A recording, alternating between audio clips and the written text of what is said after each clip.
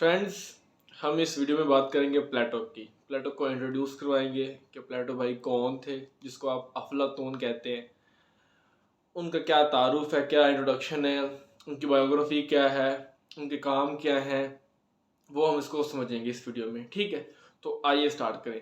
Friends, प्लेटो को समझने से पहले हमें थोड़ा सा उससे पहले आना पड़ेगा। प्लेटो से पहले जो ग्रीक की जो थी कंडीशन, वो क्या थी। Condition of Greek at the time of Plato, या प्लेटो के टाइम पे किस तरह सिस्टम चलता था ग्रीक के अंदर। तो 5th सेंचुरी की बात करें, बीसी की बात करें, तो वहाँ पे जो ग्रीक था वो टर्मोइल का पीरियड था, मीन्स डिक्लाइन आ रहा था, तो टर्मोइल का पीरियड था। जो सिटी स्टेट जो ग्रीक था, जिसको आप सिटी स्टेट कहते हैं, जो ना सिटी है ना स्टेट है, वो कम्युनिटी है, उसके दरमियान की एक चीज़ है। तो वो अंडर थ्रेट था, सिक्योरिटी के उससे थ्रेट्स थे। तो वो उसमें, क्योंकि पर्शियन का टाइम था, तो पर्शियन से उनको थ्रेट था कि पर्शियन उनको इन्वेड ना कर दे, उनको कंकर ना कर ले।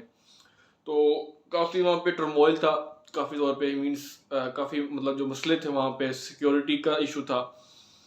तो उसके बाद जो था ना मेन, वहाँ पे टाइम था सोफिस्ट का।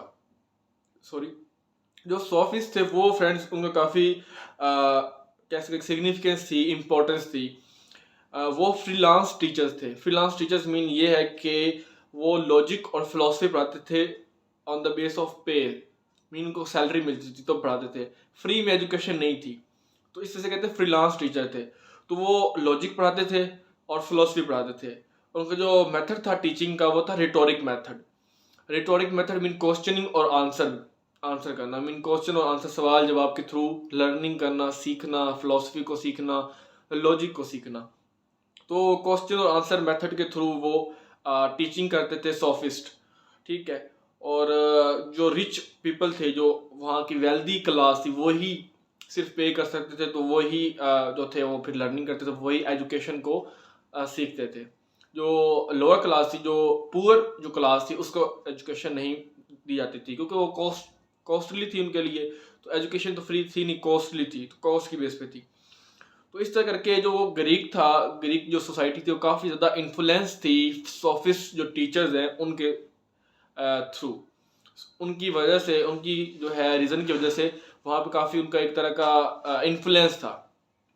अब जब हम प्लेटो की बात करें, तो प्लेटो के टाइम पे जो चल रहा था, अब जब हम प्लेटो की बात करते हैं, तो प्लेटो एक बहुत ही ग्रेट पॉलिटिकल फिलोसफर रहे हैं। इनकी जो टाइम पीरियड है, उनका तारुफ कर रहे हैं ना अफलातून का, वो 427 बीसी से लेके 347 बीसी तक है। प्रोबेबली 81 ईयर्स जो है उनकी एज रही है। वो नोबल फैमिली में पैदा हुए थे, ग्रीस की नोबल फैमिली। उनके वो रॉयल ब्लड से बिलोंग करते थे, उनकी वेन्स में रॉयल ब्लड था, मीन रॉयल फैमिली से उनका बिलोंग करता था।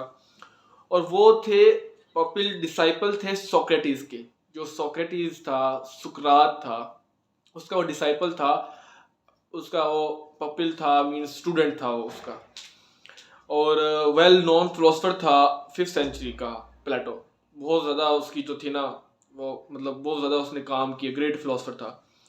तो जब फ्रेंड्स उसका जो मास्टर था, टीचर था, सोक्रेटिस या सुकरात, उसकी जब एग्जीक्यूशन होती है ना, क्योंकि आपको पता है उसको जहर का प्याला दिया जाता है जब वो अपना काम कर रहा होता है, तो फिर प्लेटो का भी जो था ना फेथ, जो डेमोक्रेसी के ऊपर जो बिलीफ था, वो उठ गया।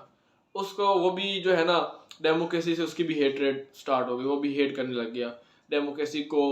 जो है ना वर्स्ट फॉर्म ऑफ गवर्नमेंट कहने लग गया।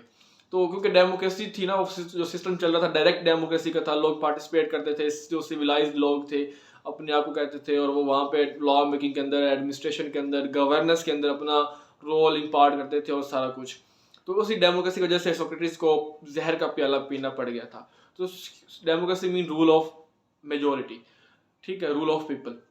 तो इस वजह से जब उसकी एग्जीक्यूशन होती है उसके मास्टर की, तो वो काफ़ी ज़्यादा डेमोक्रेसी के अगेंस्ट हो जाता है।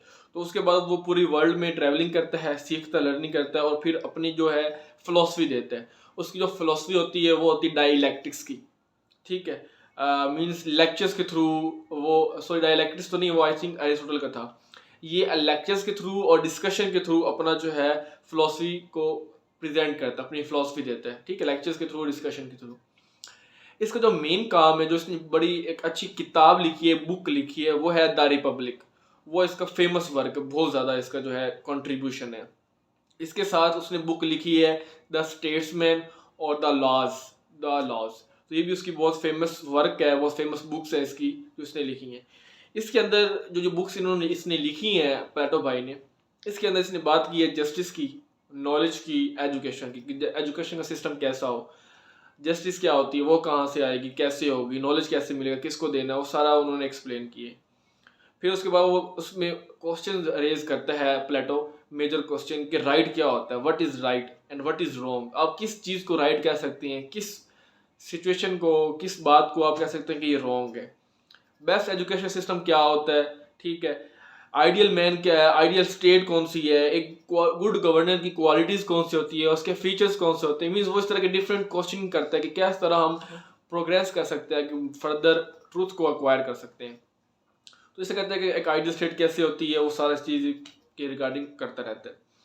इसके बाद उसका जो काम होता है, हम देखते हैं कि वो एक एकेडमी को कॉन्स्टिट्यूट करता है, उस इंस्टीट्यूट करता है जिसका नाम रखता है वो दी अकेडमी वो बनाता है। और वो आप कह सकते हैं कि एक सेंटर ऑफ लर्निंग बन जाता है यूरोप के अंदर, जो कि फर्स्ट आप कह सकते हैं कि यूनिवर्सिटी है यूरोप की, ठीक है, फर्स्ट यूनिवर्सिटी है एनिशिएट यूरोप, ये पूरी दुनिया की।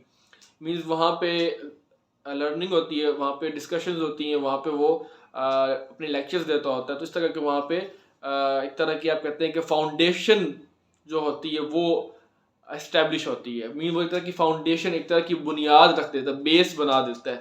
किस चीज़ की बेस बनाता है, वो बनाता है वेस्टर्न पॉलिटिकल थॉट की, या western political theory, western political philosophy की। तो इस तरह करके वो फिर अपना कंट्रीब्यूट करता है और एक यूनिवर्सिटी टाइप बना देता है, एक एकेडमी बनाता है, एक यूनिवर्सिटी, कॉलेज कह लें या स्कूल कह लें।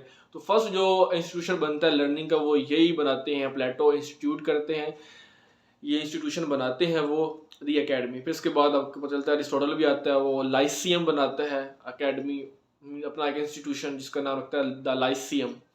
तो फ्रेंड्स, ये था हमारे पास प्लेटो का थोड़ा सा इंट्रोडक्शन, तारुफ, वो किस किस्म के थे, क्या उन्होंने काम किया और क्या उसकी बेसिक हमें इन्फॉर्मेशन होनी चाहिए। होप सो आपको अंडरस्टैंड होगी, अगर आपको वीडियो अच्छी लगेगी। तो फर्दर वीडियोस के लिए आप हमारे चैनल को सब्सक्राइब कर सकते हैं। मिलते हैं नेक्स्ट वीडियो में, टिल देन गुड बाय।